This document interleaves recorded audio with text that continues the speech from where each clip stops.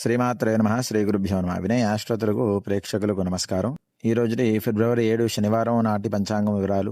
ఈ రోజు ఏ గ్రహం అనుకూలంగా ఉంది, ఏ గ్రహానికి పరిహారాలు చేసుకోవాలి అనే విశేషాలు ఈ వీడియోలో తెలుసుకుందాం. ముందుగా పంచాంగ వివరణ. తేదీ 7 శ్రీ విశ్వావసునామ సంవత్సరం మాఘమాసం, శనివారం, ఉత్తరాయణం, శిశిర ఋతువు, మాఘమాసం, కృష్ణపక్షం. తేదీ పంచమి, ఉదయం వరకు తదుపరి షష్ఠి, నక్షత్రం హస్తా నక్షత్రం, మధ్యాహ్నం వరకు తదుపరి చిత్తా నక్షత్రం.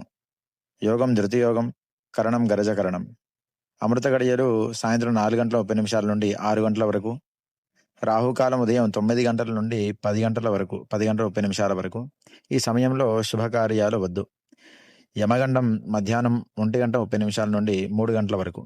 దుర్ముహూర్తం ఉదయం 6:15 నుండి 7:45 వరకు. ప్రత్యేక పరిహారం శనివారం మరియు హస్తా నక్షత్రం చంద్రుడి నక్షత్రం కలయిక వల్ల శని మరియు చంద్రగ్రహాల ప్రభావం ఎక్కువగా ఉంటుంది. జాతకంలో విషయోగం లేదా మానసిక ఒత్తిడి ఉన్నవారు ఈ కింది పరిహారాలు పాటించండి. పరిహారం శనివారం కాబట్టి ఉదయం 8 లోపు శివాలయంలో లేదా శని ఆలయంలో నువ్వుల నూనెతో దీపారాధన చేయండి.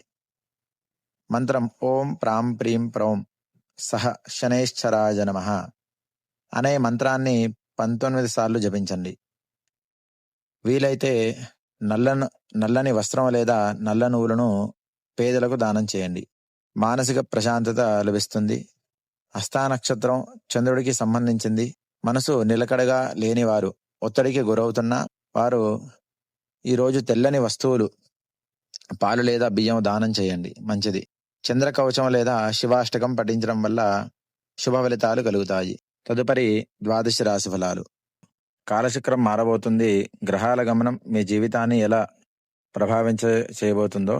శనివారం నాటి ద్వాదశి రాశి ఫలాల విశేషాలేమిటి? ఏ రాశి వారు ఏ గ్రహ దోషాల వల్ల ఇబ్బంది పడవచ్చు, ఆ దోషాల నుంచి బయటపడడానికి శాస్త్రం చెబుతున్న సులభమైన పరిహారాలు ఏమిటి? ఈ వీడియోలో పూర్తి వివరంగా తెలుసుకుందాం. వీడియోని ఎక్కడ స్కిప్ చేయకుండా చివరి వరకు చూడండి, ఎందుకంటే చివరిలో అందరికీ ఉపయోగపడే ఒక రాజ పరిహారం చెప్పబోతున్నాను. ద్వాదశ రాశి ఫలాలు. ముందుగా మేషరాశి. పనుల్లో ఆకంఠాలు ఎదురవుతాయి. ముఖ్యంగా ప్రభుత్వ సంబంధిత పనుల్లో జోప్యం జరగవచ్చు. రవి మరియు శని ప్రభావం వల్ల ఒత్తిడి పెరుగుతోంది. పరిహారం సూర్యోదయం వేళ సూర్య నమస్కారాలు చేయండి. ఓం గృణి సూర్యాయ నమః అని 11 సార్లు జపించండి. కార్యసిద్ధి కలుగుతుంది. తదుపరి వృషభ రాశి.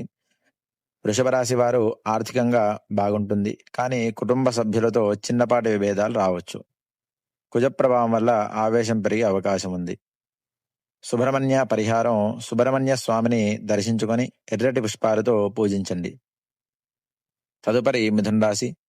మిథున రాశి వారికి వ్యాపారంలో కొత్త ఒప్పందాలు కుదురుతాయి. నిరుద్యోగాలకు శుభవార్తలు అందుతాయి. బుధగ్రహ చరణం వల్ల నిర్ణయాలలో తడబాటు రావచ్చు.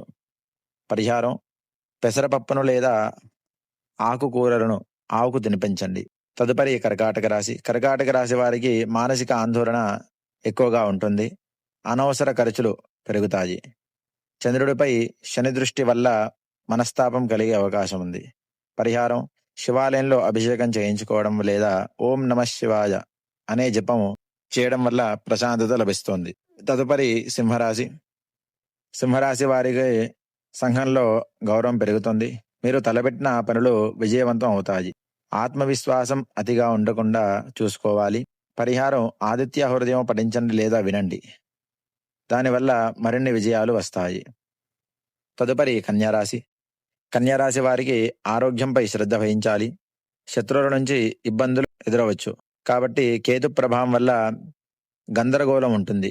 గణపతికి గరికను సమర్పించి సంకట నాశన గణేశ స్తోత్రం చదువుకోండి లేదా వినండి. తదుపరి తులారాశి. తులారాశి వారికి ఆదాయం బాగుంటుంది. సంతానపరమైన సమస్యలు తొలగిపోతాయి. శుక్రుడి అనుకూలత కోసం ప్రయత్నించాలి. లక్ష్మీదేవి అష్టోత్తరం చదువుకోవడం వల్ల కార్యసిద్ధి కలుగుతోంది, చాలా శుభకరం. తదుపరి వృశ్చిక రాశి. వృశ్చిక రాశి వారికి భూలావాదేవీలు కలిసి వస్తాయి. ధైర్యంగా నిర్ణయాలు తీసుకుంటారు. శని ప్రభావం వల్ల పనులు నెమ్మదించవచ్చు. పరిహారం: ఆంజనేయ స్వామికి ఆకు పూజ చేయడం వల్ల శని దోషం తొలగుతోంది. తదుపరి ధనుసు రాశి. ధనుసు రాశి వారికి ప్రయాణాలు లభిస్తాయి. ఆధ్యాత్మిక చింతన పెరుగుతోంది. గురుగ్రహం వల్ల కొన్ని శుభకార్యాల్లో ఆకంఠాలు రావచ్చు. శనగలు దానం చేయడం లేదా గురు చరిత్ర పారాయణం చేయడం మంచిది. తదుపరి మకర రాశి.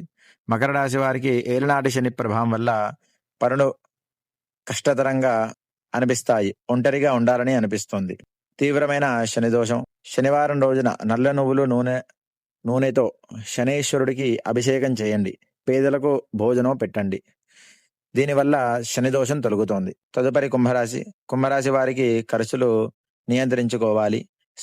స్నేహితులతో విభేదాలు వచ్చే అవకాశం ఉంది. రాహు ప్రభావం వల్ల భ్రమలు కలుగుతాయి. పరిహారం: దుర్గాదేవిని ఆరాధించడం లేదా రాహుకాలంలో దీపం వెలిగించడం వల్ల మేలు జరుగుతోంది. తదుపరి మీనరాశి. మీనరాశి వారికి కుటుంబంలో శుభకార్యాలు ప్రయత్నాలు ఫలించే సమయం. ఆదాయ మార్గాలు పెరుగుతాయి. ఆశలు ఎక్కువగా ఉండడం వల్ల నిరాశ చెందే అవకాశం ఉంది. పరిహారం: దత్తాత్రేయ స్వామిని పూజించడం వల్ల సకల దోషాలు హరిస్తాయి. చూశారు కదా 12 రాశి ఫలాలు.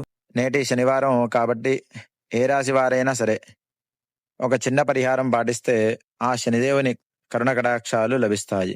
శనివారం సాయంత్రం రావి చెట్టు దగ్గర నువ్వుల నూనెతో ప్రమిద వెలిగించి 7 ప్రదక్షిణాలు చేయండి.